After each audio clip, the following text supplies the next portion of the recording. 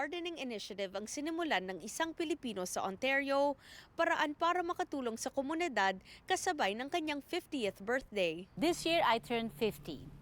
So my kids asked me, "Ma, what do you want to do on your 50th birthday? You want to travel? Do you want to have a party?" I told them, "No. On my 50th birthday, I don't want to receive. I want to give back. I want to give back to the community. I want to give back to this land who given us so much opportunity." Nagsulat siya ng proposal na ipinadala sa ilang organisasyon tulad ng Blooming Boulevards at Toronto Conservation Authority. Ikinatuwa niya ang kanilang mabilis na sagot at dahil sa kanilang tulong, nailunsad niya ang Growing Together Malton Pollinator Haven ngayong Agosto. The goal is to transform all boulevards to pollinator garden. So we're gonna plant native plants. Anyone who wants to join or transform their garden, if it's a city property, they will receive pre-soil, pre-mulch, and all the native plants.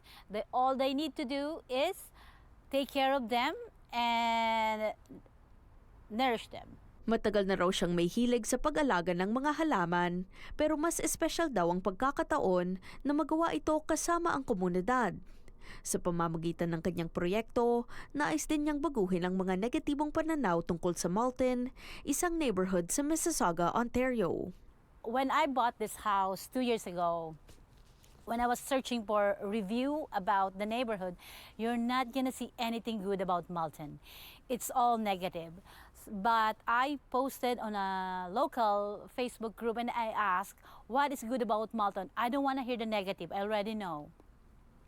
So one commenter said, there is a village in this in Malton.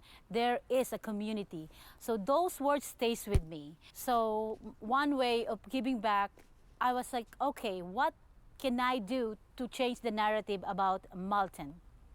I want to show the positive side of Malton, but nobody's talking. Hinihikayat din niya ang publiko na alagaan ang kalikasan sa pamamagitan ng ilang simpleng paraan gaya ng pagpulot ng basura at pagtanim ng mga halaman. I'm encouraging everyone, even if you're not in Malton, to start thinking about our ecosystem.